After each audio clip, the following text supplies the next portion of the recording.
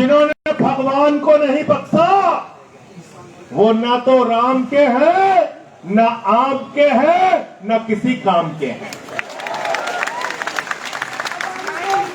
गलत तो नहीं कह रहा हूं?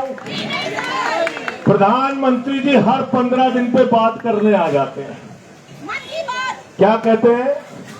मन की बात। परीक्षा ऐसे देना बच्चों, हाई स्कूल में ऐसे पढ़ना, इंटर में ऐसे पढ़ना, सुबह उठ के ऐसे जाना, रात में ऐसे याद करना।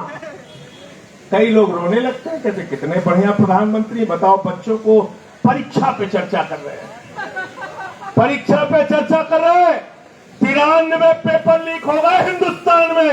मैं भारत के प्रधानमंत्री से कहना चाहता हूं, एक बार पेपर लीक पे चर्चा करके दिखाओ, पूरे हिंदुस्तान का नौजवान करो पेपर लीक पे चर्चा। मैं चला गया प्रयागराज, अभिजीत जी, मैं प्रयागराज चला गया पेपर लीक पे चर्चा करने। हमारे कमरे में पुलिस वाले आ गए, ये स्टार वो स्टार बंदूक लेके सब पहुंच गए वहां पे। कहने लगे यहाँ पे आप क्या बात कर रहे हैं? हमने कहा तुमसे क्या मतलब? बंद कमरे में कहने लगे पेपर लीक पे चर्चा तो नहीं कर सकते आप। मैंने कहा तुम पेपर लीक कर सकते हो बेईमानो, हम चर्चा भी नहीं कर सकते, हम चर्चा भी नहीं कर सकते।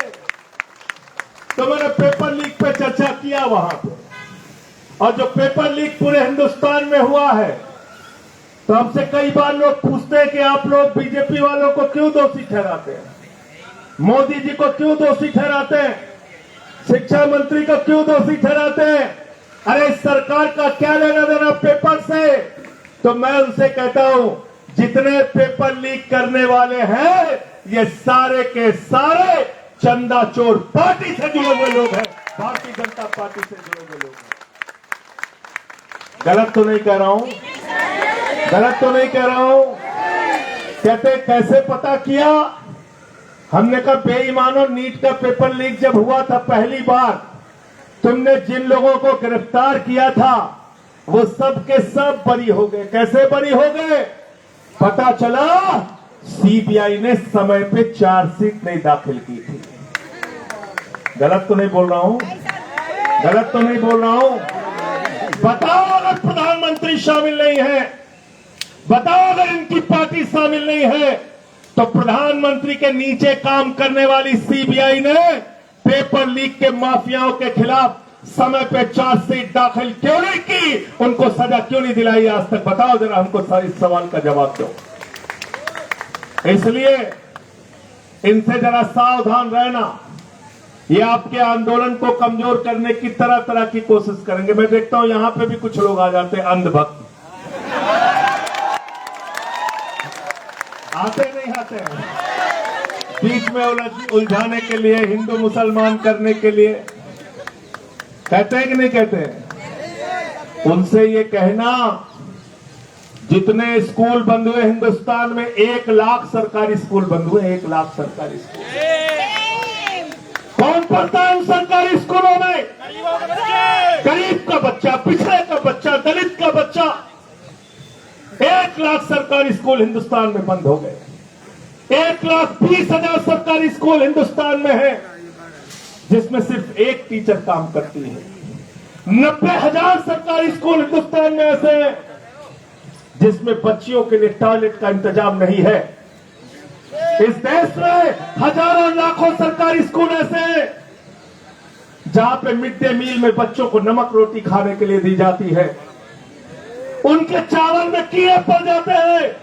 मैं पूछना चाहता हूं, हिंदुस्तान के अंदर लोगों को बांटने वाले लोगों, बताओ, जो नारा लगाते हो जिस हिंदू का खून न खोला, इन बच्चों के स्कूल बंद होने पर तुम्हारा खून क्यों नहीं खोलता?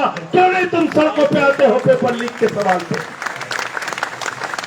आज जंतर मंतर पे समर्थन करने के लिए आओ, आओ इनका साथ दो नौजवानों का। और 20 तारीख से संसद शुरू होने जा रही है।